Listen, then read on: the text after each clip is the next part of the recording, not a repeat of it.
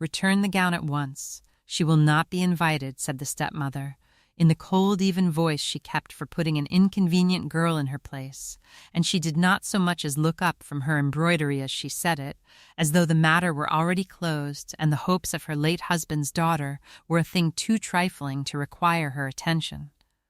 The girl who stood in the doorway, holding the carefully mended ball gown over her arm, did not cry out, or argue, or beg. She had learned in the 4 hard years since her father's death that there was nothing to be gained by any of those things, that the woman who had married her father and then, on his death, made herself the absolute mistress of his house and his fortune and his daughter's fate was as immovable as a stone wall and twice as cold. So Amelia Trevelyan only stood very still for a moment, with the gown she had spent a fortnight making over by candlelight folded across her arm, and felt the particular small cruelty of the thing settle into her, that she was to be shut out, once again, from the world her own father's name should have opened to her, that the great reception under royal patronage, to which every family of consequence in the county had been bidden, was a door that was to be closed in her face by the woman who had usurped her place, and that she was expected, into the bargain, to carry the gown back to the dressmaker with her own hands, and so taste the humiliation to the very dregs. "Yes, ma'am," she said quietly, because there was nothing else to say. And she turned to go. She had not reached the stairs when the knocker sounded, and what came through the door of that house before the morning was out turned the whole cold, cruel order of it upside down. For by noon there stood at the gate a great traveling carriage with a ducal crest upon the door, and in the hand of the footman who came up the steps was a letter sealed with a royal seal. And the message the one brought and the card the other carried said, between them, a single astonishing thing, which was that Amelia Trevelyan was not only invited to the great reception, but was particularly desired there, by a duke and by a personage greater than any duke, and that a carriage had been sent to convey her in the state that was her due. The stepmother, who had risen at the sound of the crest and come into the hall with her embroidery still in her hand, stood and stared at the royal seal as though she could not believe her eyes, and Amelia, the gown still over her arm, stood at the foot of the stairs and understood, slowly, that the door she had been told was shut had been opened, by hands far greater than her stepmother's, and could not now be shut again. But to understand how a despised and dependent girl came to have a duke's carriage at her gate and a royal card in her hall, we must go back 4 years, to the death of a kind man and the cold winter that followed it. Amelia Trevelyan was a gentleman's daughter, and had been raised for the first 17 years of her life as the cherished only child of a loving father, and the contrast between what she had been and what her stepmother had reduced her to is the beginning of the story. Her father, Mr. Trevelyan, had been a gentleman of good family and easy fortune, the owner of a pleasant estate called Hartsmere, and the kindest man Amelia had ever known. Her own mother had died when Amelia was a baby, and father and daughter had grown up together, in a manner of speaking, in a warm and happy intimacy. He had taught her to ride and to read and to think, had treated her quick mind as a thing to be cultivated rather than crushed, and had raised her to expect that she would one day take her natural place among the gentry of the county as the daughter of Hartsmere. She had grown into exactly the young woman such a father deserved, clever, kind, dignified, and good, with a warmth that drew people to her, and a quiet strength that her gentle manner only half concealed. And then, when Amelia was 17, her father had done the one unwise thing of his life, lonely, and persuaded that his motherless daughter needed a woman's care. He had married again, and the woman he married was Mrs. Pelham, a handsome cold widow with a daughter of her own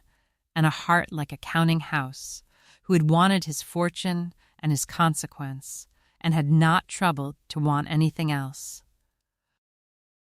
For a year, while her father lived, the new Mrs. Trevelyan had worn a mask of amiability, and Amelia, who wanted her father to be happy, had tried hard to love her. But when Mr. Trevelyan died, Suddenly, of a fever, 2 years into the marriage, the mask came off, and Amelia discovered, to her cost, exactly whom her father had brought into their home. The fortune and the house, by the careless generosity of a will made in the first flush of his second marriage, were now her stepmother's. Amelia, who should have been an heiress, found herself a dependent in what had been her own home, with no money of her own and no power to call any of it back. And her stepmother, secure in her possession and freed by death from any need to pretend, set about systematically reducing her late husband's daughter to the position of an unpaid and unwelcome poor relation, useful for the work of the house, convenient as a foil to her own daughter, and otherwise to be kept down, kept quiet, and kept firmly out of the way of anything that might remind the world that Amelia Trevelyan had ever been the daughter of Hartsmere at all. The house itself, the pleasant old manor of Hartsmere, had changed its whole character under the stepmother's hand, and the change was a kind of parable of everything that had happened there. In Mr. Trevelyan's day it had been a warm and welcoming place, a little shabby perhaps, a little behind the fashion, but full of light and books and easy comfort and the unforced hospitality of a kind master. The doors had stood open to neighbors and tenants alike. There had been laughter in the rooms and good plain plenty at the table, and the whole house had worn the unmistakable air of a home that is loved and lived in. Amelia had grown up in that warmth as a plant grows in the sun, and it had been as much a part of her happiness as her father's love itself. Under the new mistress, all of that had quietly died. The stepmother had no use for warmth, only for show, and so the easy comfort had given way to a chilly, costly formality, the open hospitality to a careful calculation of whom it was worth while to entertain. The books her father had loved were left to gather dust, for the stepmother did not read. The rooms he had filled with talk and firelight grew cold and stiff and seldom used, kept for display rather than for living. Money that had once flowed easily toward the comfort of all under that roof was now hoarded, or spent only upon Cassandra and upon the outward magnificence that fed the stepmother's vanity, while the small kindnesses that had been the soul of the old house withered for want of any heart to sustain them. And the servants, who had served Mr. Trevelyan with affection, served his widow with a cold correctness and counted the days, for they too felt the chill, and knew that the warmth had gone out of Hartsmere along with its kind old master. The house stood as handsome as ever from the road, but it had become, under its grasping mistress, exactly what she was, outwardly imposing, inwardly cold, a place of show without substance, where everything was kept up and nothing was alive. Only in one small bare upstairs room, where a disinherited girl kept her father's memory and her own unbroken spirit, did anything of the true old Hartsmere survive. The daily texture of Amelia's life at Hartsmere, in the 4 years of her stepmother's reign, is worth setting down, for it shows both the depth of the cruelty she endured and the unbroken quality of the spirit that endured it. It was not a cruelty of blows or of open abuse. The stepmother was far too careful of appearances for that. It was a cruelty of 1,000 small daily diminishments, each trifling in itself and crushing in the sum. The cold word, the slighting glance, the task assigned and the credit withheld, the constant unspoken reminder that Amelia ate her bread on sufferance, and had better remember it. She was given the management of half the household drudgery, the mending and the accounts, and the endless small labors that Cassandra was far too fine to touch, and she was given, for it, not a word of thanks, but only fresh complaint. She was kept poor, deliberately, with not a shilling of her own, and every small necessity doled out as a grudging favor. She was kept plain, inmate over gowns and last year's bonnets, while Cassandra was decked in the best the dressmakers could supply. And she was kept down, always down, never permitted to forget for a single day that the daughter of the house had become its drudge, and that the world she had been born to had closed its doors against her. A weaker spirit would have been broken by it, or soured, or crushed into the sniveling servility the stepmother would half have preferred. But Amelia was not weak, and she was not broken, and the 4 hard years had done something to her that the stepmother neither intended nor understood. They had tempered her, denied everything that is supposed to give a young woman her sense of worth. The money and the position and the world's regard, Amelia had been driven back upon the only thing that could not be taken from her, which was the worth itself, and she had found it sufficient. She held her head up, not out of defiance, which would have invited retaliation, but out of a quiet inward certainty that her stepmother's contempt did not define her, and that she remained, whatever the woman chose to call her, her father's daughter and her own honest self. It was that unbroken core, that dignity which poverty and unkindness had bruised but never reached, which the Duke of Ashworth saw the moment he laid eyes on her, and which her stepmother, for all her cleverness, had never once managed to touch. The memory of her father was the lamp Amelia carried through those dark years, and it is worth pausing on the kind of man he had been, for he had given her, all unknowing, the one inheritance her stepmother could never seize. Mr. Trevelyan had been a gentle, bookish, affectionate man, not clever in the worldly way of getting and keeping, but rich in the better wisdom of the heart. He had loved his motherless daughter with a tenderness that had wanted nothing back, and he had brought her up, not as an ornament to be displayed and married off, but as a companion to be talked with and a mind to be furnished. They had read together in the long evenings. He had taught her to love good books and clear thinking and the small daily kindnesses that are the true currency of a good life, and he had told her, more than once and in more than one way, that the only nobility worth a straw was the nobility of how a person behaved, and that a clear conscience and a kind heart were worth more than all the titles and fortunes in the kingdom. Amelia had taken it in as children take in the air they breathe, without knowing she was learning anything at all, and it had become the bedrock of her character, the thing she stood on when everything else was taken away. That was her father's true bequest to her, and the cruel irony of his careless will was that in losing her the fortune he had meant her to have, she kept the better thing he had given her without meaning to. The stepmother had taken Hartsmere and the money and the position, but she could not take the years of love, or the habits of mind, or the quiet inner sense of her own worth that Amelia's father had built into her, brick by patient brick, across 17 happy years. In her hardest hours, Amelia would remember him, his kind voice and his gentle laugh, and the things he had taught her, and she would feel through all her loneliness that she was not truly alone, and not truly poor, and not truly the nobody her stepmother named her, for she carried, where no one could reach it, the love of a good man and the lessons of a good man, and these, she came dimly to understand, were a kind of wealth that no will could sign away and no stepmother could ever confiscate. It was a great part of why she did not break. A girl who knows in her bones that she was once truly loved has a strength in her that the unloved can hardly imagine. The Duke of Ashworth was, at the time our story truly begins, the most eligible and the most reserved man in 3 counties, and his story is the story of how a quiet, honourable man very nearly let his own caution cost him the one woman in the world worth having. Christopher, Duke of Ashworth, was 35, the master of a great estate and an ancient name, and possessed of every advantage that birth, fortune, and a good understanding could bestow. But he was not, by nature, a man who wore his heart where the world could see it.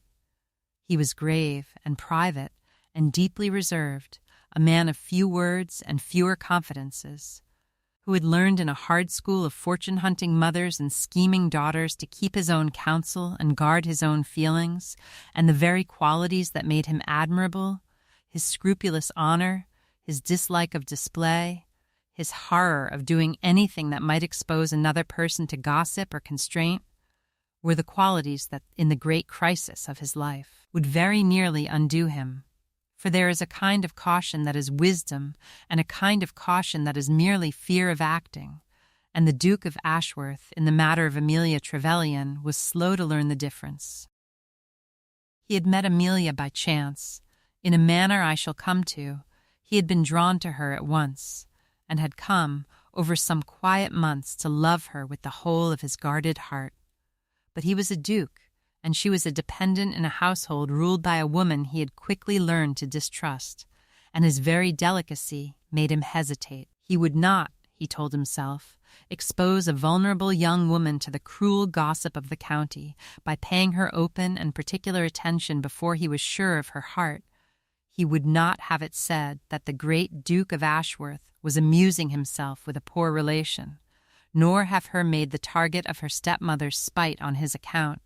and so he courted her, when he courted her at all, with a quietness and a caution and a scrupulous indirection that a bolder man would have scorned. He meant it all for kindness and for honor,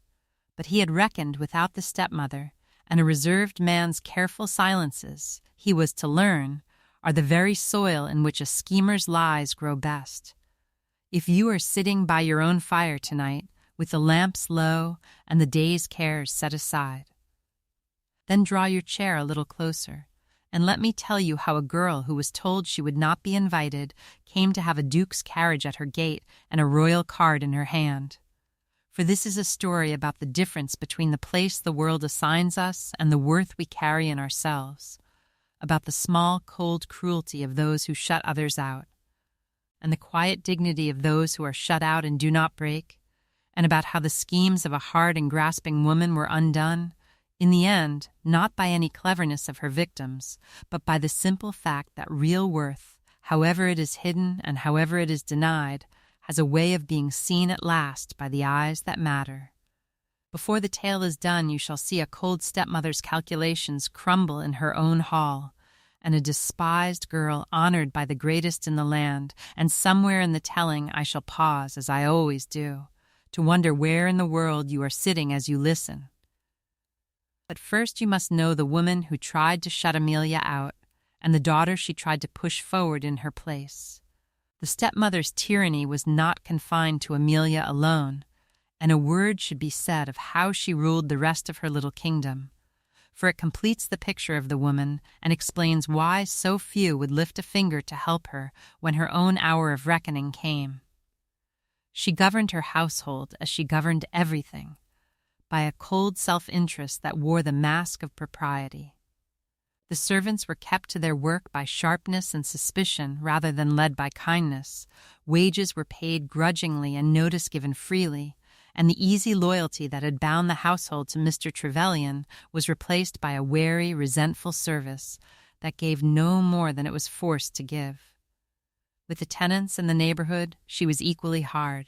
where hardness paid, and equally fawning where there was consequence to be courted. She screwed the rents and pinched the charities and let the old kindnesses of the estate lapse, while lavishing every attention upon any acquaintance grand enough to flatter her vanity.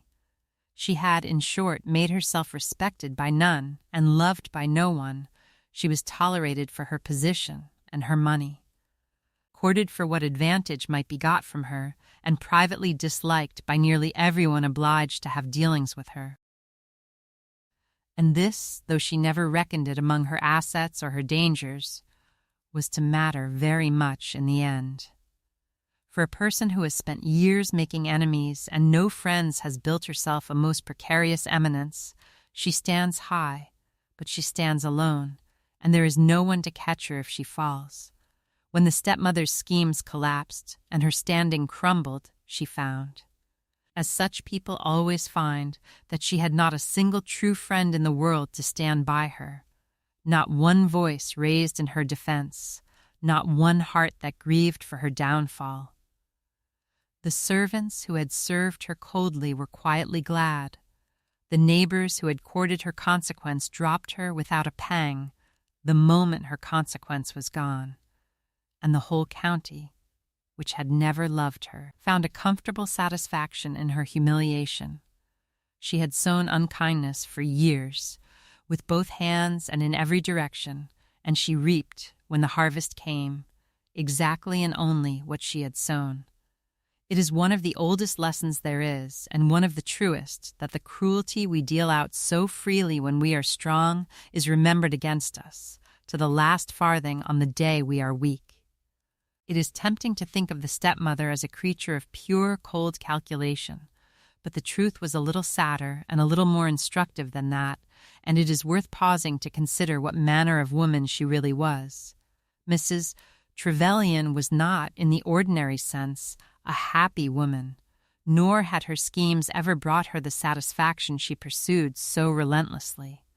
She had spent her whole life chasing consequence, the regard of the great world, the envy of her neighbors, the outward signs of importance, and she had got a fair measure of these things by marrying shrewdly and grasping hard, and she had found, as such people always find, that they did not fill the hollow place inside her. There was a coldness at the center of her that no amount of getting could warm. She did not love her own daughter so much as she regarded her as an investment. She had not loved Amelia's father at all, only his fortune and his name, and she had never in her life formed a single attachment that was not, at bottom, a calculation of advantage. And so she went through her days hungry, in a way she would never have admitted and perhaps never understood, forever reaching for a satisfaction that the things she reached for could not give. It was this inner emptiness, more than any simple wickedness, that made her cruel to Amelia, for there is nothing a hollow, grasping soul resents so bitterly as the sight of a richness it cannot understand and cannot acquire, and Amelia, poor and powerless as she was, possessed exactly such a richness. She had a peace the stepmother could not buy, a dignity the stepmother could not counterfeit, and a quiet happiness in small good things that the stepmother, for all her getting, had never once known. The stepmother could not have named what it was that she found so insufferable in the girl, but she felt it, as the cold always feel the warmth they are shut out from, and it galled her, and she struck at it in the only way she knew, by grinding the girl down and shutting her out and trying, in 100 petty ways, to extinguish a light she could not share. She never succeeded. Of course, you cannot extinguish that kind of light by any cruelty whatever. You can only, in the end, reveal your own darkness by contrast with it. But she went on trying, year after year, because she could not help it, and in trying she sealed, though she never knew it, her own eventual defeat.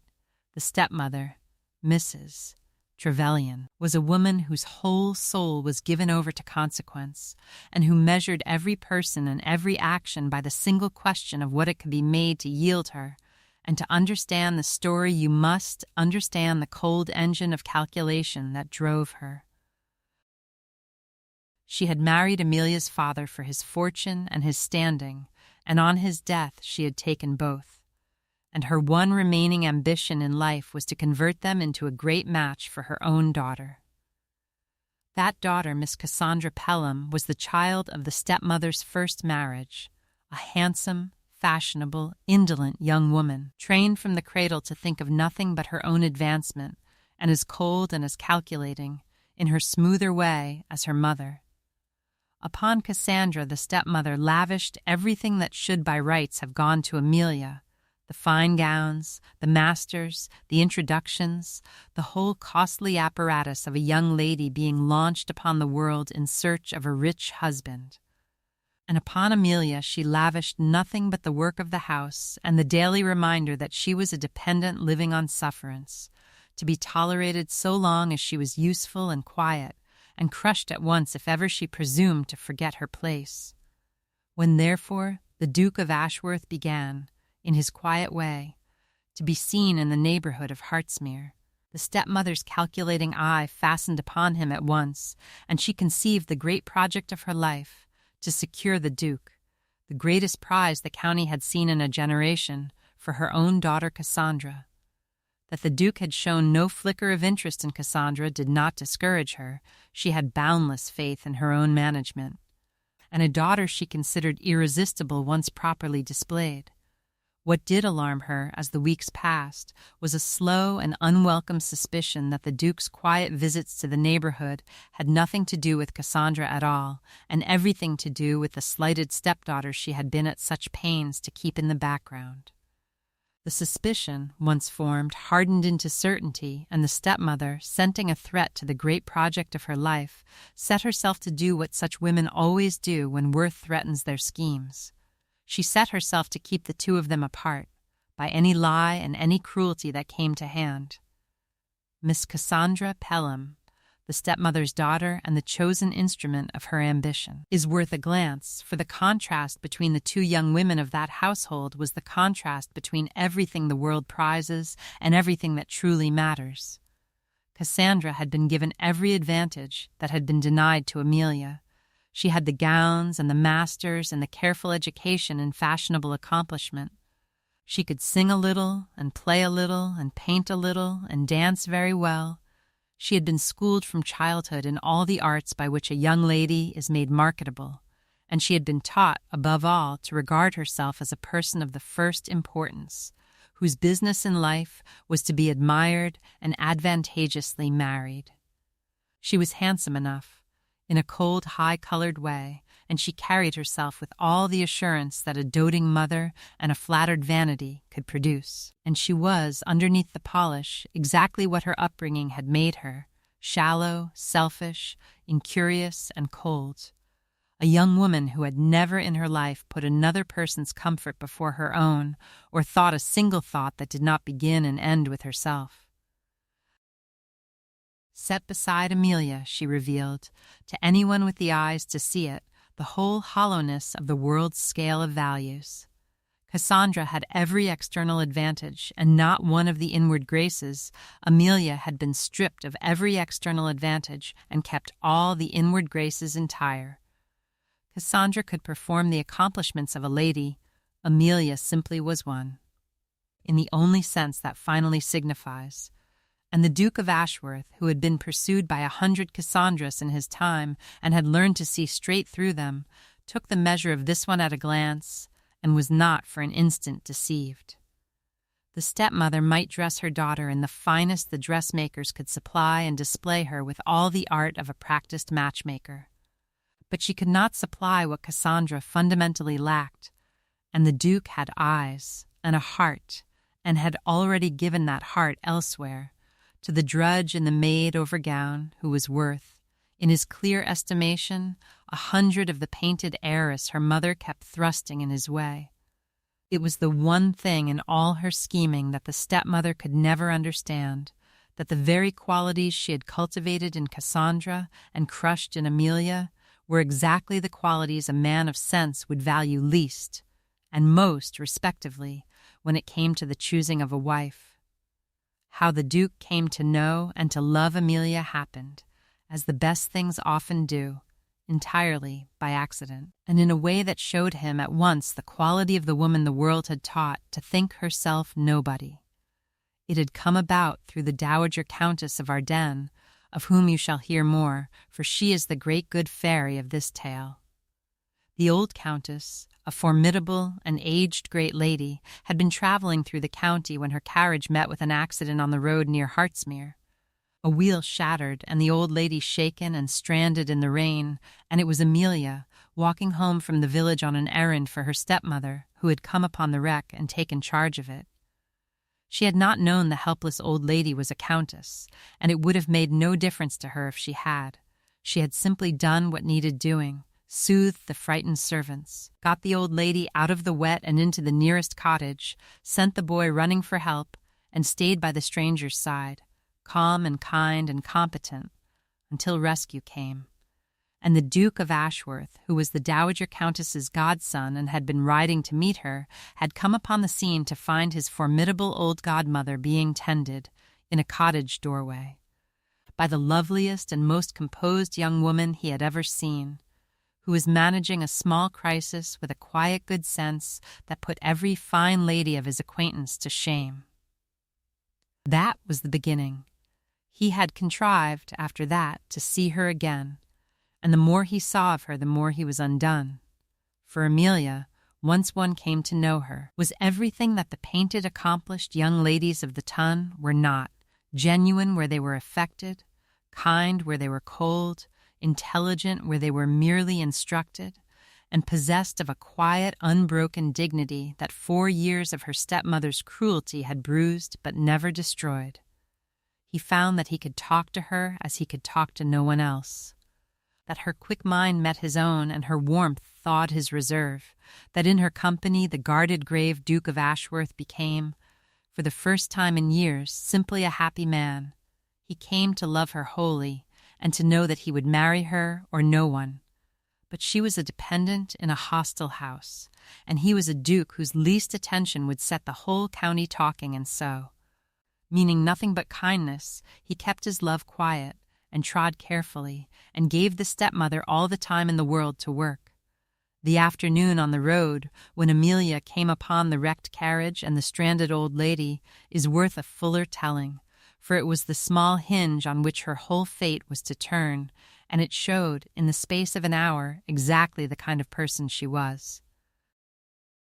It had been a raw, wet afternoon in early spring, and Amelia had been trudging the 2 miles back from the village on one of her stepmother's tedious errands, cold and tired and longing for nothing but a dry fireside, when she came round a bend in the lane and found disaster.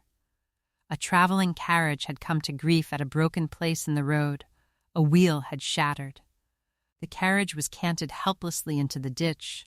One of the horses was down and thrashing in the traces, and in the midst of it all an elderly lady, very richly dressed, sat half-stunned and soaked upon the bank, while 2 frightened servants ran in useless circles and made everything worse. Most young women, tired and cold and unequal to the scene, might have hurried on for help,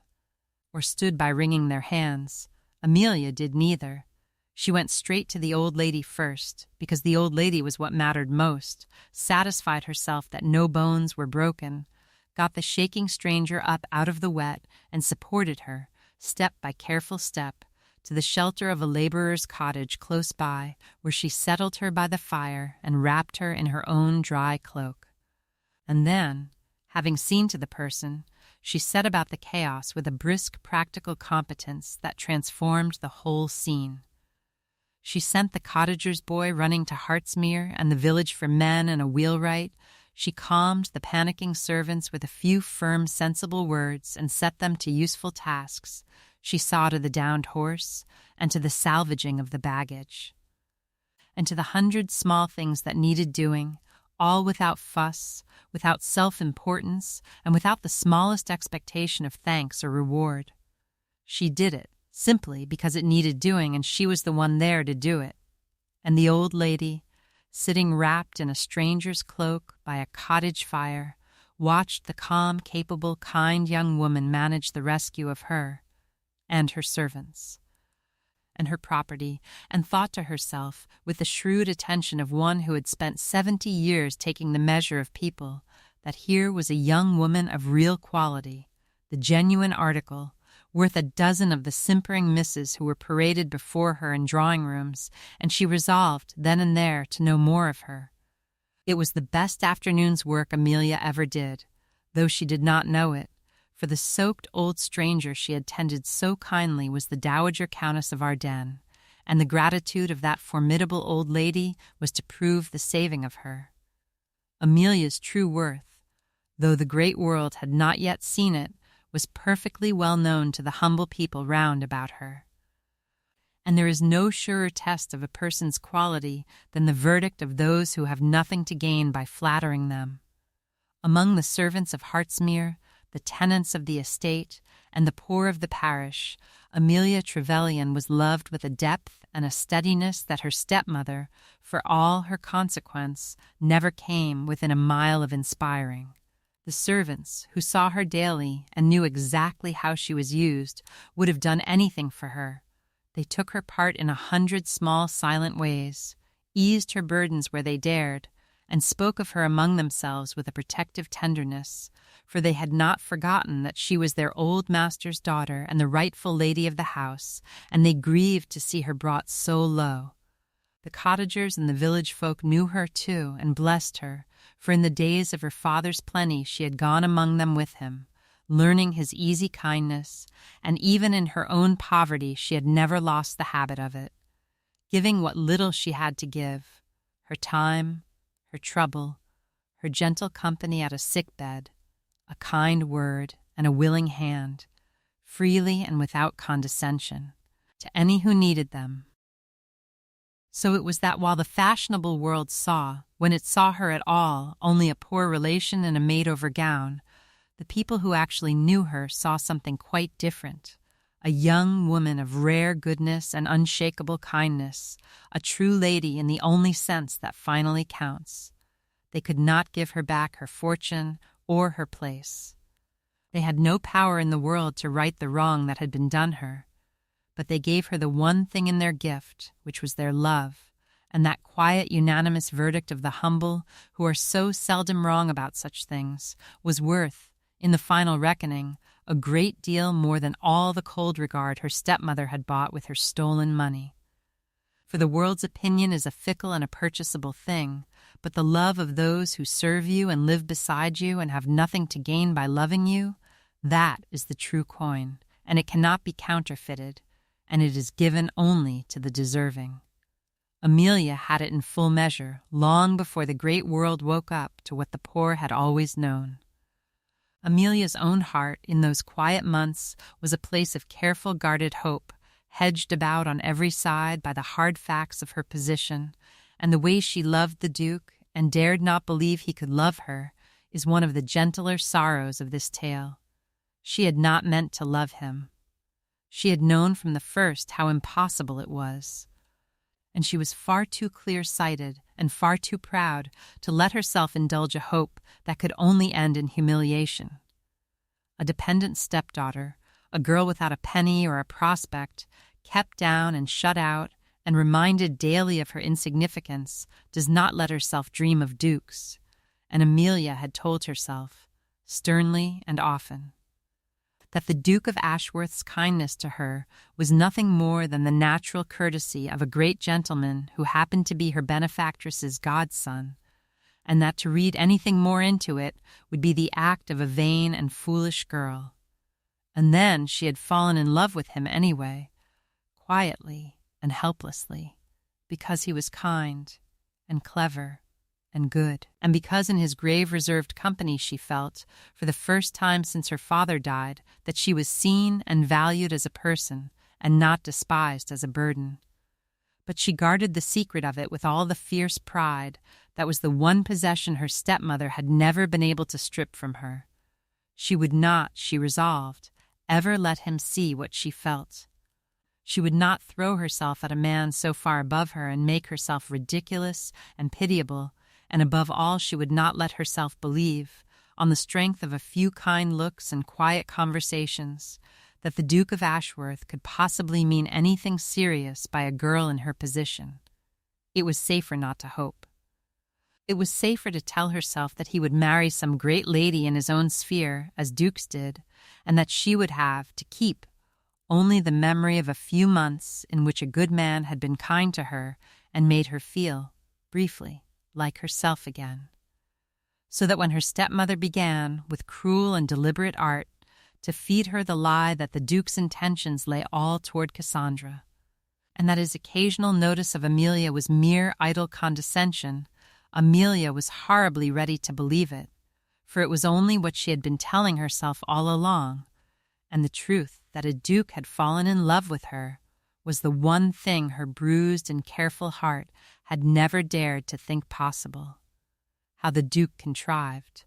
after that first meeting on the road, to see Amelia again is a small comedy in itself, and it shows how thoroughly the grave reserved man had been overthrown by a girl in a wet cloak.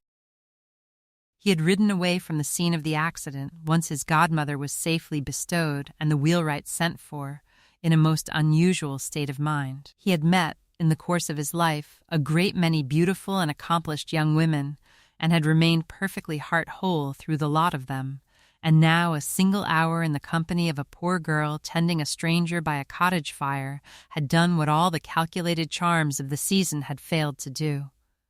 He found he could not stop thinking of her, of her calm in the crisis. Her unfussy kindness, the quick intelligence in her face, the complete unconsciousness with which she had simply been good.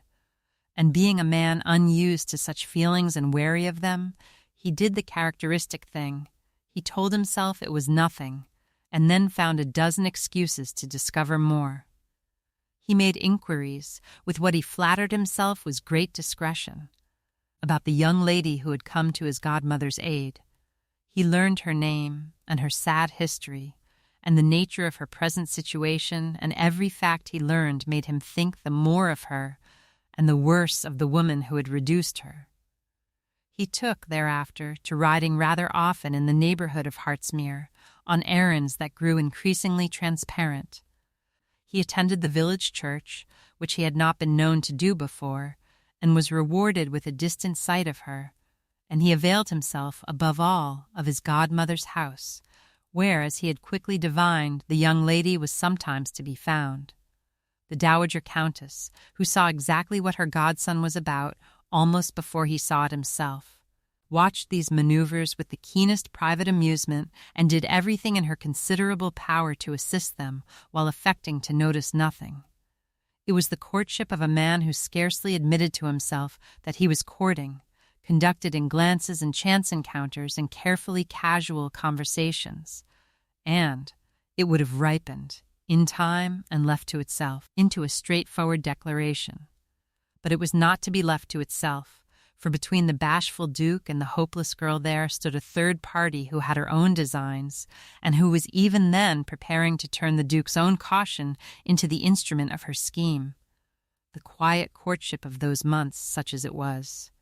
took place almost entirely under the watchful sponsorship of the dowager countess, who alone had the power to bring the Duke and Amelia together past the stepmother's guard, and the hours they spent in the old lady's drawing-room were the happiest Amelia had known since her father died. For the dowager countess, having taken up Amelia, had made a point of having her to visit, and the stepmother. Who would have forbidden any acquaintance that did Amelia good, did not quite dare to refuse a countess, and so was obliged, grinding her teeth to permit the visits she could not prevent. So Amelia came, when she was sent for to the great lady's house, and there, again and again, she found the Duke of Ashworth, who had a habit of calling on his godmother that grew remarkably more frequent after Amelia's visits began. The old countess, who saw exactly what she was doing, would settle the two of them near her, and engage them in talk, and then conveniently doze, or attend to her letters, or fall into conversation with someone else, leaving the young people to discover each other under the comfortable cover of her presence. It was as near to a courtship as the Duke's caution and Amelia's circumstances allowed, and it was conducted almost entirely in conversation, in the slow, delighted discovery, on both sides, of a kindred mind. And what conversations they were to two people each starved in a different way for honest company. They talked of books, and found their tastes met and their disagreements were a pleasure. They talked of the world, and she found him wiser and kinder than his grave manner suggested, and he found her quicker and braver than any woman he had known. They talked, sometimes, of serious things, of how a life should be lived and what was worth caring for, and discovered that they cared, at bottom, for the same things. The Duke, who in general found society a weariness and conversation a duty, came alive in those hours as he never did elsewhere, and Amelia, who had been so long treated as a thing of no account, felt herself, in his attentive listening and his evident respect, become a person again. Neither of them spoke of love, he out of his scrupulous caution, she out of her settled conviction that love was not for her.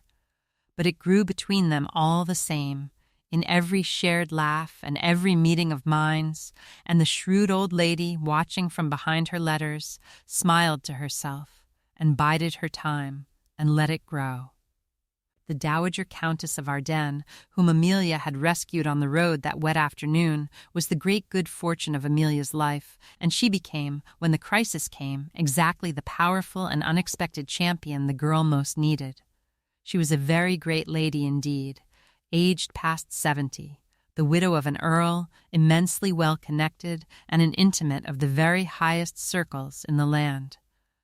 including circles royal enough that a word from her could open doors that no money could buy.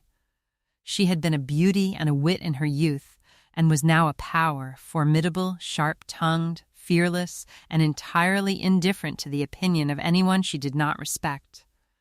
And beneath the alarming exterior she concealed, as such old ladies often do, a shrewd judgment of character and a warm heart that she took some pains to hide. She had not forgotten the wet afternoon on the road, nor the calm, kind girl who had taken charge of a stranded old stranger without the smallest thought of reward, and being a woman who paid her debts and trusted her own judgment, she had taken the trouble to find out who her young rescuer was, and had been quietly appalled by what she learned, for the Dowager Countess had moved in the world long enough to recognize, at a glance, both the quality of Amelia and the nature of the stepmother, and the spectacle of a gentleman's daughter of real worth being ground down into a drudge by a grasping second wife was exactly the kind of injustice that roused all the old lady's considerable fighting spirit. She made it her business thereafter to take an interest in Amelia. She received her, when she could contrive it past the stepmother's vigilance, with a pointed and protecting kindness, and she watched, with the shrewd amusement of a veteran observer, the slow, grave courtship of her reserved godson, of whose heart she had a far clearer view than he supposed. The Dowager Countess of Ardennes saw the whole board. In short, when the younger players saw only their own corners of it, she saw the Duke's love and the girl's hidden love and the stepmother's scheming all at once. And she made up her mind, with the serene authority of a great old lady who has decided to be amused, that the scheming should not be allowed to triumph. She had the power to open any door in England. She had merely been waiting, with an old campaigner's patience, for the moment to use it.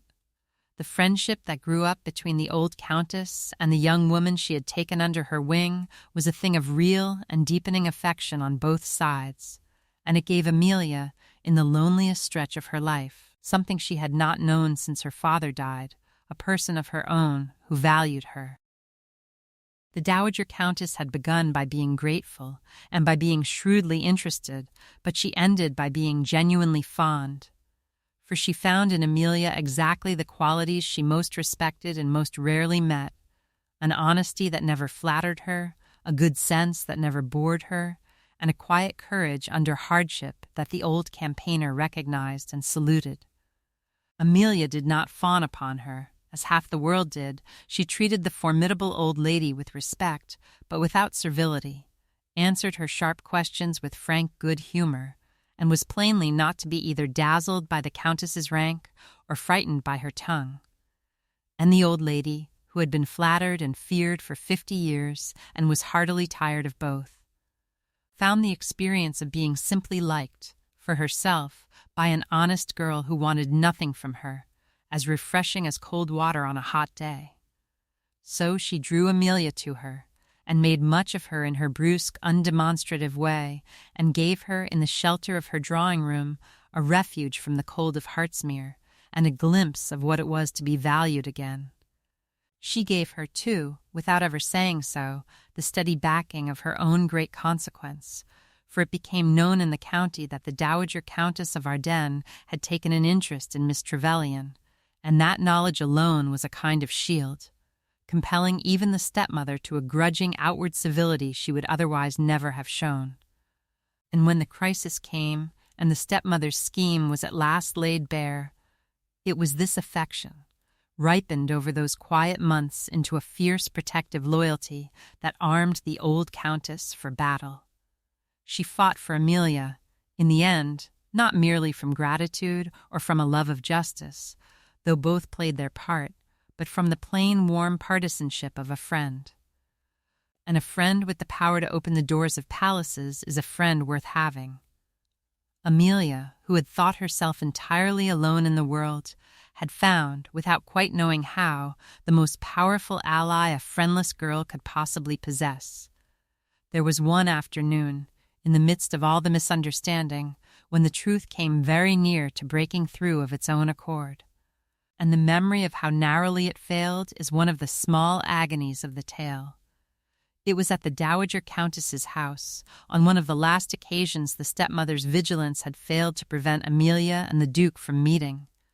They had been left together for a little while, by the old lady's contrivance, near the long windows of the drawing-room. And for a few minutes the lies that walled them apart had seemed to thin almost to nothing. The Duke, looking at her, had been seized by a powerful impulse to set caution aside and simply ask her, plainly, whether there was any truth in what he had been told of her affections being engaged elsewhere, and Amelia, sensing something unspoken and urgent in his manner, had felt her carefully buried hope stir and lift its head, and had been on the very edge of betraying, by a look or a word, the feeling she had sworn to conceal. For one trembling moment they had stood on the brink of the simple plain truth that would have swept all the lies away. And then the moment had passed. The Duke, at the last instant, had drawn back, his honor and his reticence, and the memory of all the hints that his attentions were unwelcome, had checked the words upon his lips, and he had said, instead of the thing in his heart, some safe, ordinary nothing about the weather or the room. And Amelia, seeing him retreat into formality, had taken it as confirmation of all she feared, had folded her own hope hastily away again, and had answered him with the same careful distance he had shown her. So the two of them, each longing to speak and each afraid, had let the precious moment slip, had parted, that afternoon, a little further apart than before, and had gone away each more wretchedly convinced than ever of the other's indifference. It was the cruelest trick of all that the stepmother's lies had played, that they had not merely kept the lovers apart, but had taught each of them to misread the other's very love as coldness, so that the closer they came to the truth, the more surely they fled from it. They had been within a single honest sentence of their own happiness, and had not known it, and the lie had won that round, as it had won every round, until at last a shrewder head than either of theirs took a hand in the game. It is worth understanding the precise nature of the Duke's failing, for it was not the failing of a bad man, but of a good one, and it is a failing more common, and more costly than the world supposes. The Duke of Ashworth was not a coward, and he was not cold, and he was very far from indifferent. The trouble was that he was a man to whom action did not come easily where his deepest feelings were concerned, a man who had been taught, by a lifetime of being pursued, to suspect any easy display of emotion, and who had built around his own heart a wall of reserve so habitual that he could scarcely lower it even when he most wished to. And to this natural reticence was added a scruple that did him real credit but served him ill, a deep and honourable reluctance to use the great power of his rank to overwhelm or constrain a woman who was, after all, poor and dependent and in no position to refuse a duke easily. He was haunted by the fear of being one more powerful man pressing his attentions on a helpless girl who might feel she could not say no, and so he held back and waited and gave Amelia every opportunity to show her own feelings first, precisely because he was too honourable to force the pace. It was all, in itself, admirable, and it was nearly fatal. For while the Duke was scrupulously waiting for Amelia to reveal a heart she was far too proud and too hopeless ever to reveal unasked, the stepmother was busily filling the silence with lies. The very space the Duke left, out of delicacy, was the space in which the deception grew. His honourable refusal to speak gave the liar her opening to speak for him, and to twist his courteous distance into proof of his indifference. He learned, through this hard business, a lesson that quiet, scrupulous men often learn too late, that there is a time for delicacy and a time for plain speaking, and that to leave the truth unspoken, even from the best of motives, is to leave the field open to those who will gladly speak falsehood in its place. Caution is a virtue, but caution carried past its proper point becomes only a failure to act, and a good man's silence, however nobly meant, can do as much harm in the world as a bad man's lies. The Duke came within a hair of losing everything to that lesson, and he never forgot it.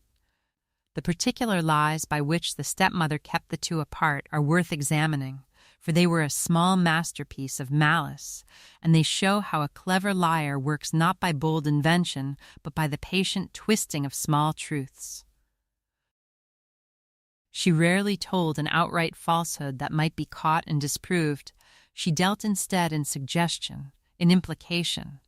in the poisoned half-truth that is so much harder to refute. When the Duke called and asked, as he always did, after Miss Trevelyan, the stepmother would sigh and look grave and let fall that poor Amelia was very much occupied just now, or was not at home, or was a little out of sorts and not equal to company, building, visit by visit, the impression of a young woman who was always conveniently elsewhere and never quite available,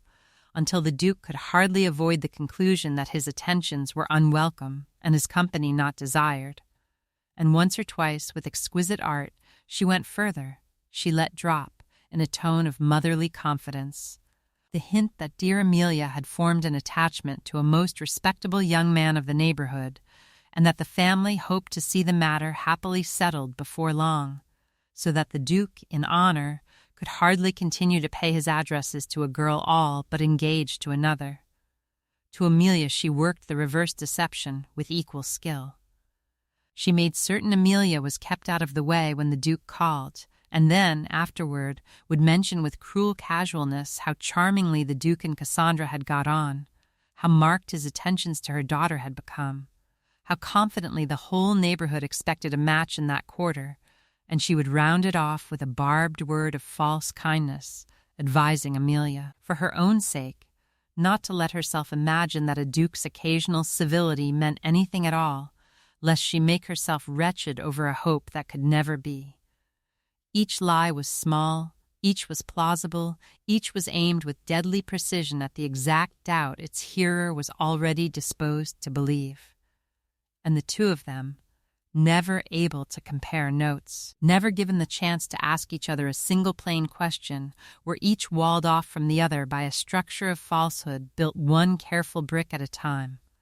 It was patient work, and skillful and very nearly successful, and it would have succeeded altogether had the stepmother not left one shrewd old pair of eyes out of her reckoning. The stepmother's campaign of lies, once she had set herself to keep the Duke and Amelia apart, was a thing of patient and poisonous cunning, and for a while, helped by the Duke's own caution and Amelia's own humility, it worked all too well. She struck at both of them at once, in the way that such schemers do, telling each the lie that each was most ready to believe. To Amelia she fed, drop by drop, the comfortable poison of discouragement that the Duke's interest, such as it was, lay all toward Cassandra, that his occasional kind word to Amelia herself was the merest condescension,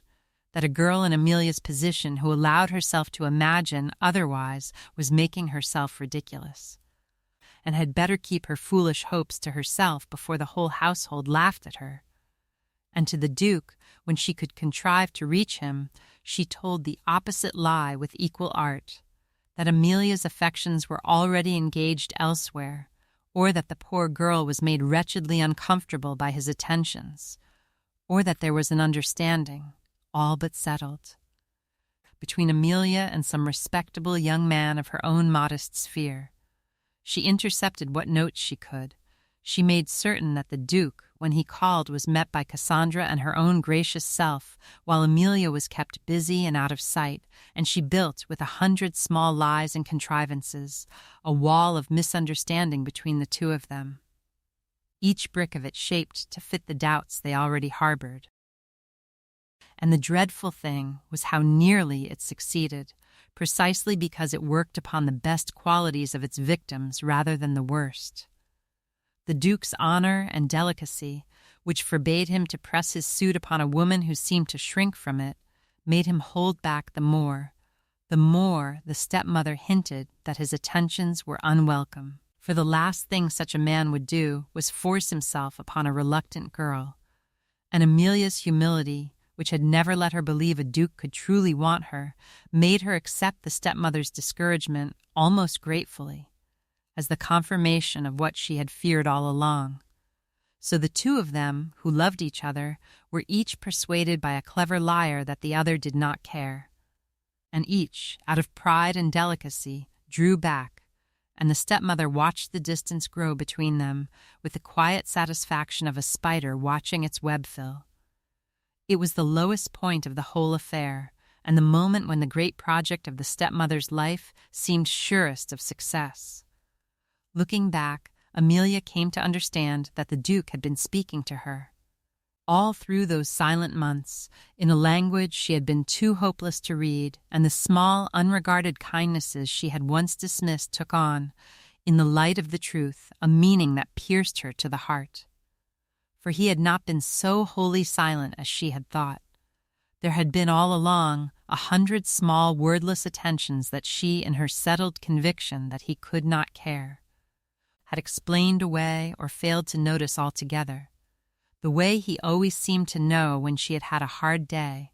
and would turn the conversation with great gentleness to the things he knew would ease her, the book he had once pressed upon her, almost shyly, because he thought she would like it, and which she had read by candlelight a dozen times without ever daring to wonder why he had chosen it,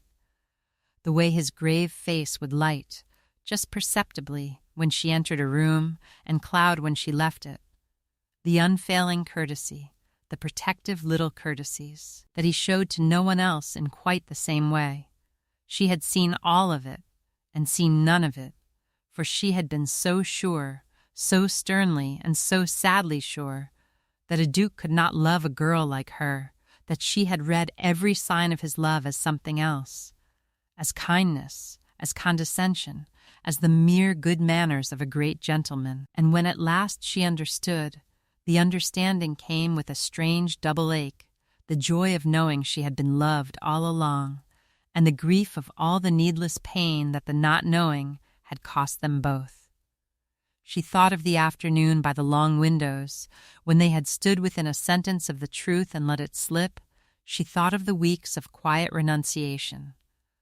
when she had schooled herself to give him up, and she understood that all of it, every hour of that sorrow, had been built upon a lie, and need never have been at all. But she did not let the grief outweigh the joy. She was too sensible and too grateful for that. She chose instead to be simply and wholly glad, glad that the truth had come at last, however late, glad that the lie had been broken before it was too late, and glad, above all, that she had not, in her long discipline of hopelessness, quite managed to kill the love that now, set free, came flooding back to fill her whole heart. The wasted weeks were gone, but the love had survived them, and that, she decided, was the only thing that finally mattered. What the weeks of the stepmother's lies did to Amelia herself is a thing to be told gently, for it was the quietest and in some ways the cruelest part of the whole business, the slow, methodical extinguishing of a hope its owner had hardly dared to light. There had been a time, in the bright early days of those drawing-room conversations, when Amelia, against all her own stern resolutions, had let a small, foolish hope creep into her heart. She had told herself 100 times that it was absurd, but she was young, and she was lonely, and she was in love, and the Duke's evident pleasure in her company had been a sweetness too great to refuse entirely. And then the lies had begun their work, drop by patient drop,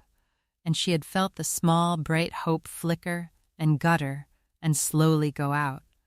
Her stepmother's casual reports of the Duke's growing attentions to Cassandra, the way Amelia was always somehow kept from seeing him when he called, the absence, week by week, of any word or sign that might have contradicted the dismal picture being painted for her,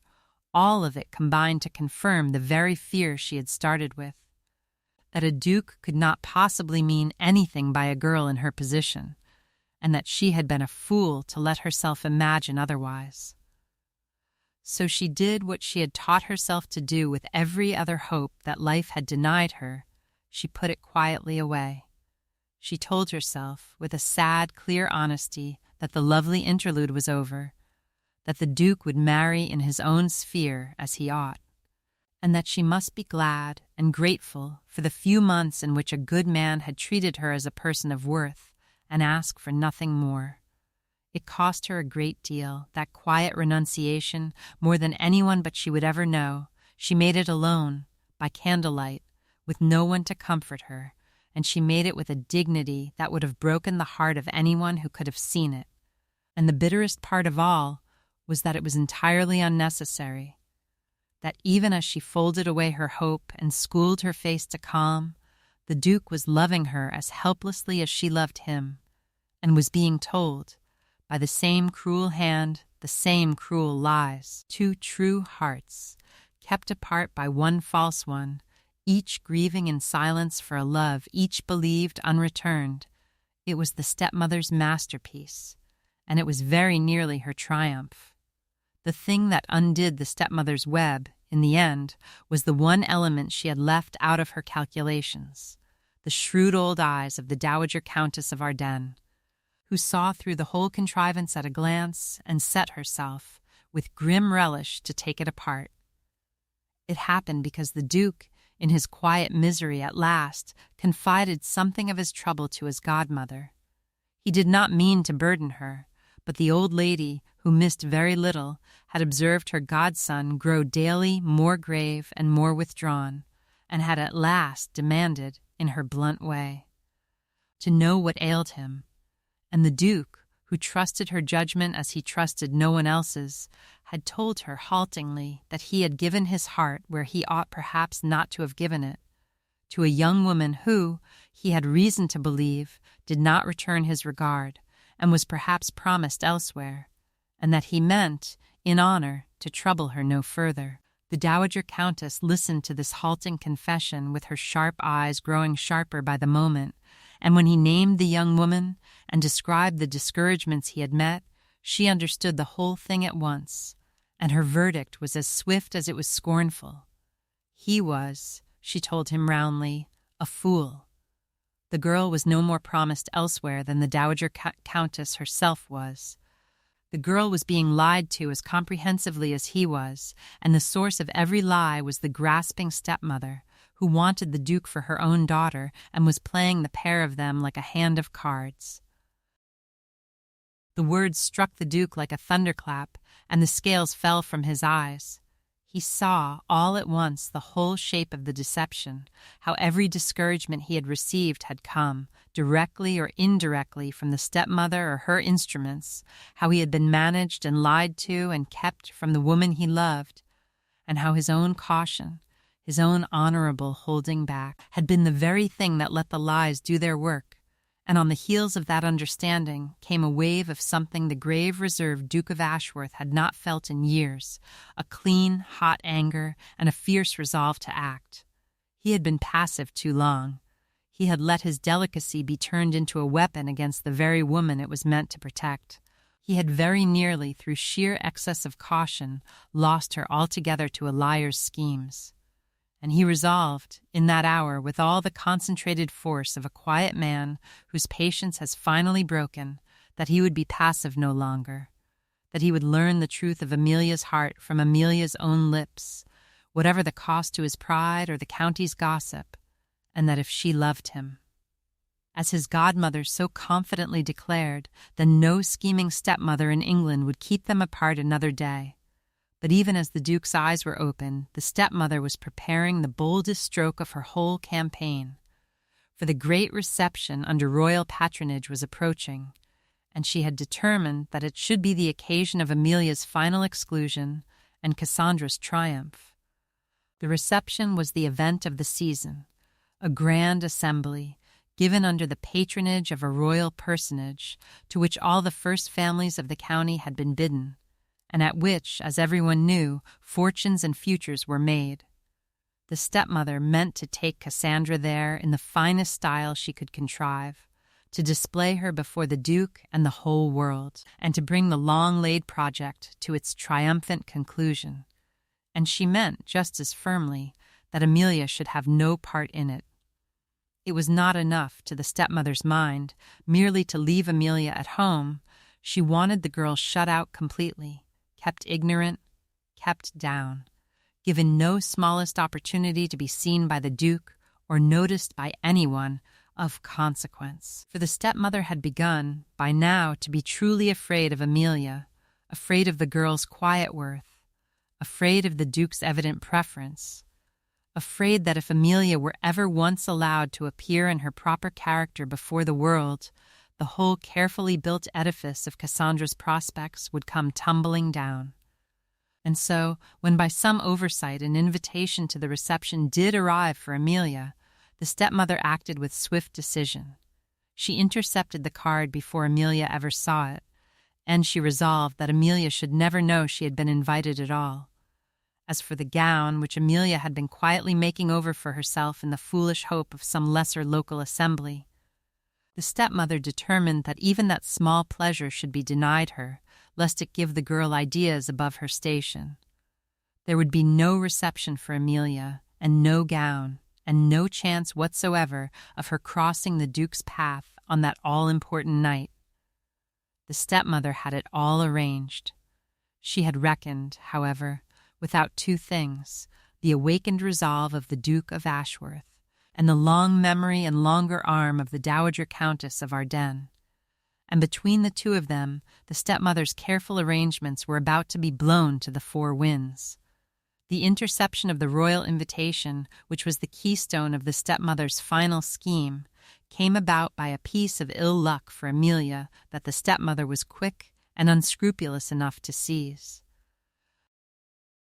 The card had been sent, in the first instance, as a matter of form. The royal patroness, in drawing up the list of those to be bidden to her great reception, had included the principal families of the county, and the name of Trevelyan of Hartsmere, an old and respected name, was naturally upon it. The invitation, accordingly, had been directed to the household at Hartsmere, with no special note that it was meant for the daughter of the house rather than its present mistress, and it had arrived, as such things do, with the morning's post, into the hands of a servant who carried the whole of it,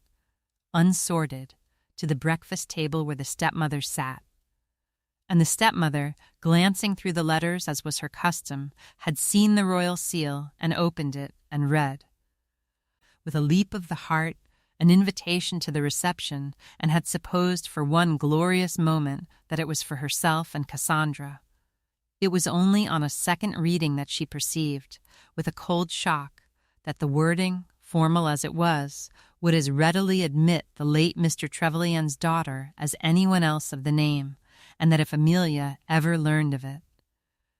she would have an unimpeachable right to attend, royal invitation in hand, in the teeth of anything her stepmother could say. The danger was instantly plain to her, and so was the remedy. She simply did not mention the invitation to Amelia at all. She put the card away in her own desk, under lock and key, and resolved that the girl should never know it had come. And she made her arrangements to attend with Cassandra as though the invitation had been meant for them alone. It was a small, mean, decisive piece of theft, the theft of a girl's rightful place by the suppression of a single sheet of paper, and the stepmother performed it without a qualm, congratulating herself on her own quickness. She did not know, as she turned the key on the stolen card, that she had set in motion the very chain of events that would destroy her, for a wrong of that particular kind, the deliberate shutting out of the deserving from what is rightfully theirs, has a way of crying out to be put right, and the hands that would put it right were already, though she did not dream it. Reaching toward her household, the cruelty came to its head on the morning of the reception itself, in the scene with which our story began, and it was, in its cold, petty way, the worst thing the stepmother had yet done to her late husband's daughter. Amelia had known nothing, of course, of the royal invitation that had come and been spirited away. She knew only that the great reception was that evening, that Cassandra and her mother were to go in all their finery, and that she herself was, as always, to be left behind. She had made her peace with that, as she had made her peace with so much she had not expected to go, and she did not repine. But she had allowed herself one small private pleasure. She had spent her scant free hours. Over the past fortnight, carefully making over an old gown of her mother's into something she might wear to the modest local assembly that was to follow the grand reception a week later, an assembly humble enough that even a poor relation might attend it without presumption. It was the one bright thread in the gray fabric of her days, that gown. She had stitched her hopes into it by candlelight. And it had come out, under her clever needle, surprisingly lovely. And it was that small pleasure, that last poor scrap of hope, that the stepmother chose the morning of the reception to take from her. Coming upon Amelia with the finished gown, and divining at once how much it meant to her, the stepmother was seized by the particular meanness that cannot bear to see a despised inferior possess even a small happiness. The gown, she declared, was far too fine for a girl in Amelia's position. It was unsuitable, presumptuous, an embarrassment. It must go back to the dressmaker at once, and Amelia must understand, once and for all, that assemblies and finery and the notice of the world were not for such as her. Return the gown at once. She will not be invited, she said. And in those few cold words she crystallized 4 years of slow cruelty and shut, as she thought, the last door in her stepdaughter's face. Amelia bowed her head and took up the gown to carry it back, and felt the familiar weight settle over her heart. She did not know, as she turned toward the stairs, that 2 great forces were already moving on her behalf, and that the door her stepmother had just slammed was about to be flung open so wide that all the cold cruelty in that house could never close it again. While Amelia carried her gown toward the stairs, the 2 who had taken up her cause were bringing their plans to bear, and the manner in which they had resolved to act tells you everything about the difference between them and the stepmother. The Duke, his eyes opened by his godmother, had gone first to the Dowager Countess, and the 2 of them had laid their heads together. The old lady had quickly established, by means of her own, the whole truth of Amelia's situation, that an invitation to the reception had indeed been sent to Miss Trevelyan, and had as plainly never reached her, that the girl had been deliberately kept in ignorance and shut out, and that the stepmother's hand was on every thread of the deception. And the Dowager Countess, whose blood was thoroughly up, had determined that the answer should be not a quiet private one, but a public and unanswerable one.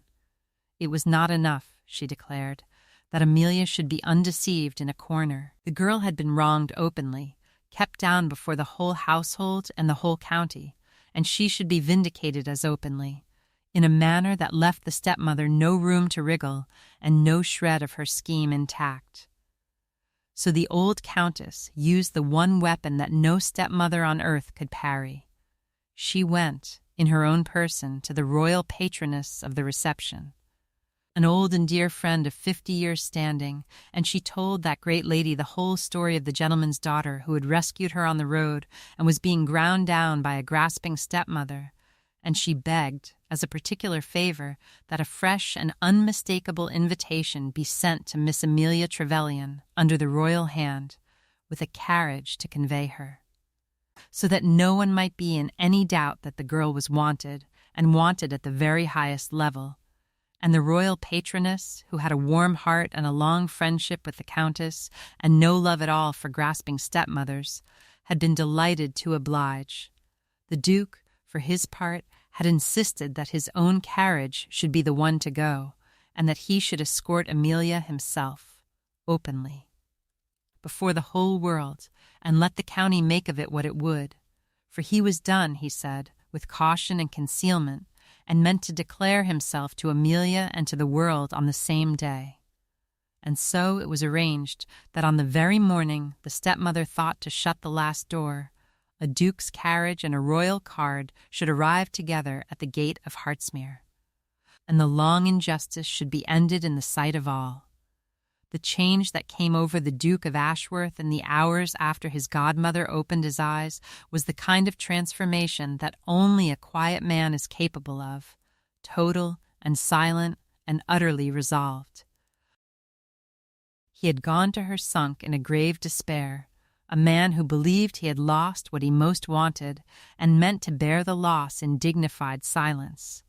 He left her a man with a purpose, and the purpose burned in him with a steady heat all the brighter for having been so long banked down. All the energy that had been bound up in his reticence, all the strength of feeling that his caution had kept damned, was suddenly released and directed, and the grave, reserved Duke, who had been unable for months to bring himself to speak a single plain word of love, found that the discovery of how he had been deceived had burned his hesitation clean away. He was done with delicacy that served only liars, done with a caution that had nearly cost him everything, done with leaving the field to those who would fill his silences with falsehood. He would speak now, and act now, and let the consequences fall where they would. And there was, in this new resolve, none of the heat of mere anger. Though anger had kindled it, there was instead the cold, clear purpose of a strong man who has finally seen what he must do. He sat with his godmother and laid his plans with a decisiveness that delighted the old lady, who had been waiting years to see her cautious godson roused. He would not confront the stepmother privately. Where her lies could still find room to wriggle, he would not give her the smallest opportunity to do more mischief. He would simply, and publicly, and unanswerably, go and claim the woman he loved in the sight of the whole world, in a manner that left no room for doubt or denial or the twisting of a single word. The stepmother had built her whole scheme upon silence and concealment and the manipulation of appearances, and the Duke had understood at last that the way to defeat such a scheme was to drag the whole matter into the broad, clear light of day, where lies cannot live. It was the lesson his caution had so nearly failed to teach him, and having learned it, he applied it with a thoroughness that was to leave the stepmother no defense whatever. The visit the Dowager Countess paid to the royal patroness to set the great machine of vindication in motion is worth recounting, for it shows the quiet ease with which real power, in a good cause,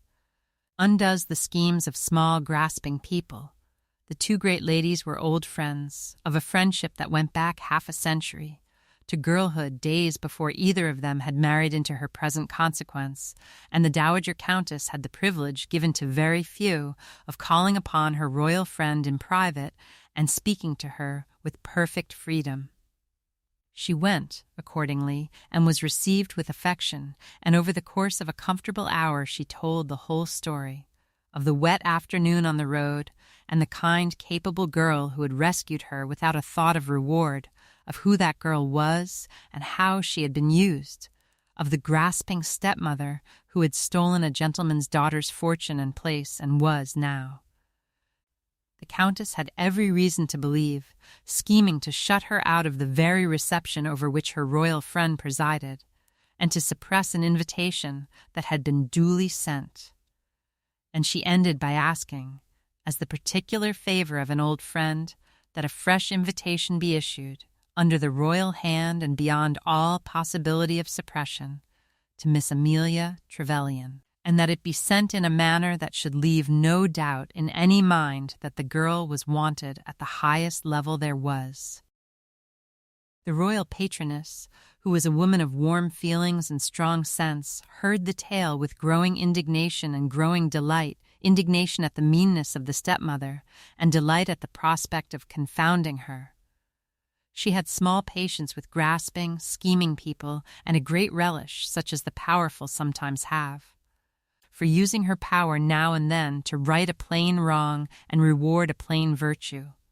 To send a fresh invitation was the smallest of matters to her, the work of a moment and a signature, but she understood, as well as the Countess did, the enormous weight that small piece of paper would carry, coming from her hand, and she added, of her own accord, a gracious word that the young lady should be particularly presented to her at the reception, so that the whole assembly might see in what regard she was held. It was done in a quarter of an hour, between two old friends over a dish of tea, and by such easy means are the elaborate cruelties of small people sometimes swept away. For the stepmother had spent 4 years in endless pains building her little tyranny, and it took 2 great ladies and a single afternoon to bring the whole of it down. And so we come back to the morning we began with, and to the knock upon the door of Hartsmere that turned the whole cold order of that house upside down, and now you know what the stepmother, standing in her hall with her embroidery in her hand, did not.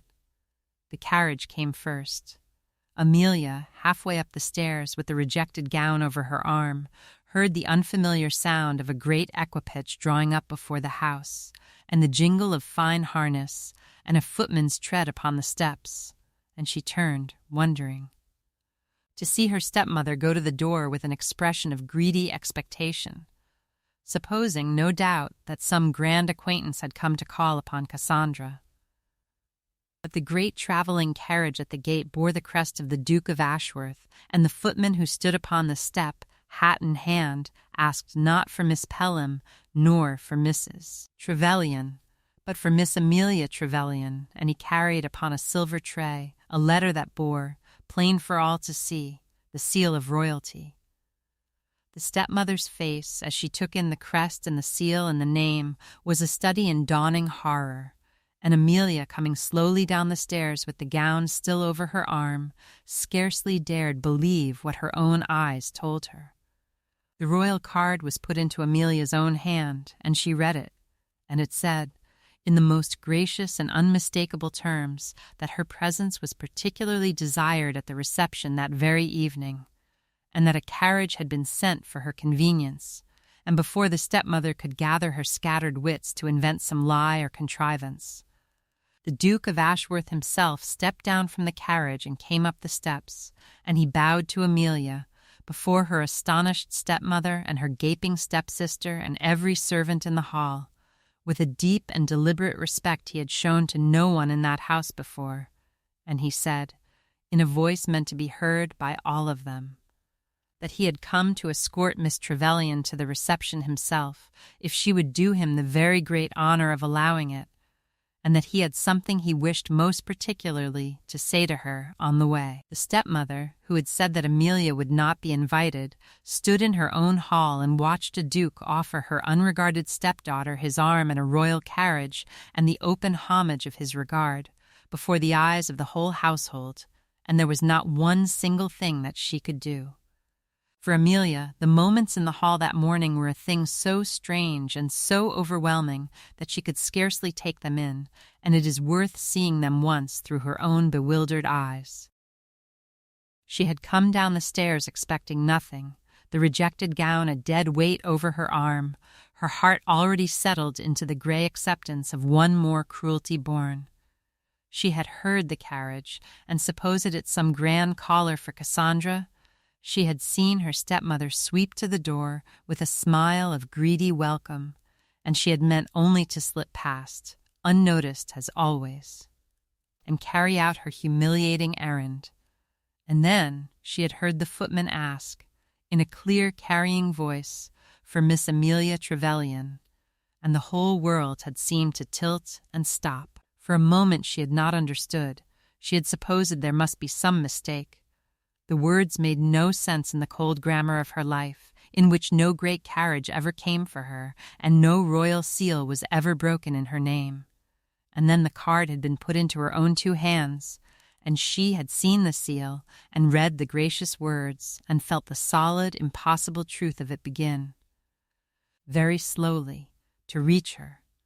What she felt in that moment was not triumph, and not even, at first, joy. It was a kind of stunned disbelief, shot through with a strange, painful tenderness, as the long-crushed hope she had buried so carefully stirred and lifted its head and dared, against all her stern teaching, to live again. And then the Duke himself had stepped down and come up the steps and bowed to her, before them all, with that deep, grave, deliberate respect, and she had looked into his face and seen there, written plain for anyone to read, the thing her stepmother had spent weeks swearing was not there, and the whole elaborate structure of lies that had walled her off from happiness had collapsed in awe. Single instant, like a house of cards in a gust of wind. She did not weep, though she was near it. She stood very straight, as her father had taught her, and met the Duke's eyes, and felt 4 years of being made to feel herself nobody fall away from her shoulders like a dropped cloak. She was wanted. She was valued. She was seen, at last, by the eyes that mattered, exactly as she was.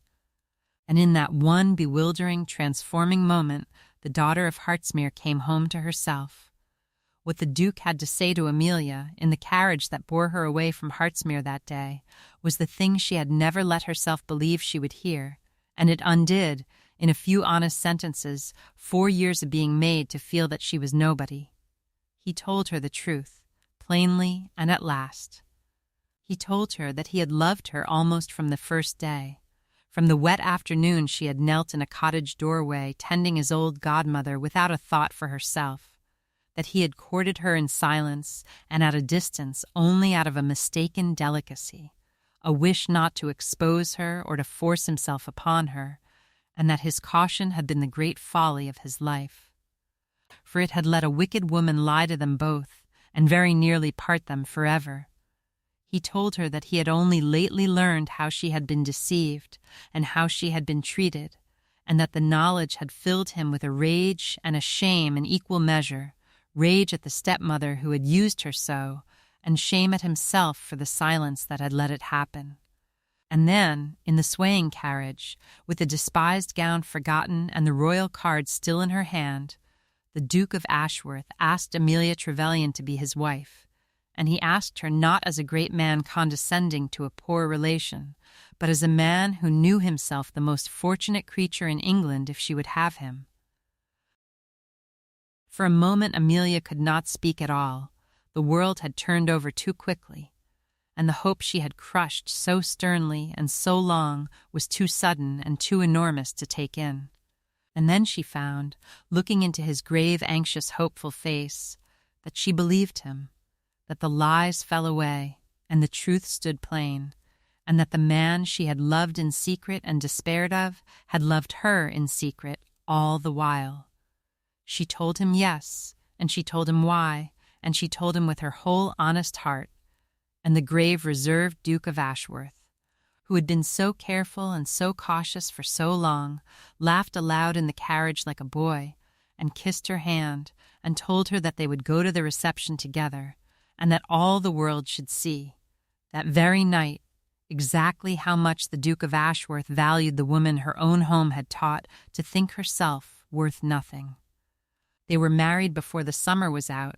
and Amelia Trevelyan, who had been told she would not be invited, became the Duchess of Ashworth, and was received everywhere as one of the first ladies in the land, and the cold house that had tried to shut her out was left to the bitter contemplation of its own defeat. The reception that evening was Amelia's first triumph, though she sought no triumph and only behaved, as she always did, with a quiet, natural grace. But the sight of the despised stepdaughter arriving on the Duke of Ashworth's arm, singled out by the royal hostess, and bearing herself among the great with an unstudied dignity that put the practiced graces of the room to shame, was a thing the county did not soon forget. Cassandra, brought there in all her finery to captivate the Duke, was scarcely noticed, and the stepmother, who had come to enjoy her daughter's triumph, was obliged instead to watch the girl she had ground down for 4 years, honored above every young woman in the room, and to understand that the great project of her life had not merely failed, but had recoiled upon her, and made her ridiculous before the very world whose good opinion was the breath of her life. She never recovered her standing in the county. The story of the intercepted invitation and the Duke's carriage was too good not to be told, and was told everywhere, and the cold grasping Mrs. Trevelyan found the doors that had once opened to her late husband's name closing quietly against her, one by one. As for the fortune she had schemed so hard to keep, she kept it, but she enjoyed it little, for she had wanted it chiefly as a means to consequence, and consequence after that night was the one thing she could never buy back. The reception itself that evening was the public seal upon the whole reversal, and it is worth lingering over, for it was the moment when the world that had let Amelia be shut away finally saw her plain, and was given no choice but to acknowledge her. She arrived on the Duke's arm, in a gown the Dowager Countess had insisted on providing, simple and exquisite, that set off her natural grace far better than any of Cassandra's elaborate finery, But it was not the gown the room remembered afterward. It was the girl. For Amelia, who had every reason to be overwhelmed, who was walking for the first time in 4 years into the very heart of the great world that had cast her out, carried herself through that glittering, crowded room with a quiet, unstudied composure that was worth more than all the practiced graces in it. She was not haughty, and she was not humble. She was simply, beautifully herself, gracious to those who spoke to her, unflustered by the staring, neither dazzled by the splendor nor pretending to despise it, behaving throughout with the plain good manners and quiet warmth that were as natural to her as breathing, and the great world, which is sharper than it is kind, but is not, in the end. A fool looked at her and knew quality when it saw it. The crowning moment came when the royal hostess, true to her gracious word, singled Amelia out before the whole assembly, received her with marked and public kindness, kept her in conversation for some minutes in full view of the room, and made it unmistakably plain that this was a young woman she delighted to honor. A hush had gone round at that, and a great craning and murmuring, and every soul in the room had understood, in an instant, that the unknown girl on the Duke of Ashworth's arm was someone of the very first consequence, marked out by royalty itself for particular favor. It was the precise reverse of everything the stepmother had schemed for. It was Amelia honored, publicly and unmistakably, at the very pinnacle of that world, in the sight of the very people before whom her stepmother had labored to keep her invisible. And Amelia bore the great moment as she bore everything, with a quiet dignity that turned the curiosity of the room first to respect and then to something very like admiration, so that by the evening's end it was the universal verdict of the county's assembled great that the Duke of Ashworth, whatever the surprise of his choice, had chosen a young woman entirely worthy of him, and that there was clearly a great deal more to Miss Trevelyan than anyone had been allowed to suspect. The position of the stepmother and Cassandra at that same reception was as wretched as Amelia's was triumphant, and there is a rough justice in the spectacle that the heart, however charitable, can hardly help relishing a little. They had come, the two of them, in all the finery the stepmother's stolen fortune could buy. Fully expecting this to be the night of Cassandra's conquest, the stepmother had brought her daughter there to dazzle the Duke and the world, and had spent the day in a flutter of anticipation, savoring in advance the triumph she felt sure was hers. And they had arrived to find, instead, the stepdaughter they had scorned and left at home arriving before them on the very arm they had marked out for Cassandra, had watched, frozen and incredulous, as the girl they had ground into a drudge was received by royalty with public honor, and had been forced to stand all evening in the cold outer dark of everyone's indifference, while the light they had tried so hard to extinguish blazed up before the whole assembled world. Cassandra, in her costly gown and her careful curls, found that no one looked at her at all. The Duke did not so much as glance her way, and the great match her mother had promised her dissolved before her eyes into nothing. As for the stepmother, she suffered, that evening, the one punishment that could truly reach a woman of her nature. She was made to understand, beyond any possibility of self-deception, that she had lost, and lost utterly, and lost by her own contrivance. Every cruelty she had practiced on Amelia was now revealed by the simple fact of Amelia's elevation. As not merely wicked but ruinously mistaken, the girl she had despised was to be a duchess, and would have it in her power, henceforth, to remember exactly how she had been treated. The stepmother stood in that brilliant room amid the wreck of all her schemes and felt, perhaps for the first time in her hard life, the full cold weight of a defeat that no cleverness could retrieve and no fortune could buy back. She had played for the highest stakes and staked her victim's whole happiness upon the throw.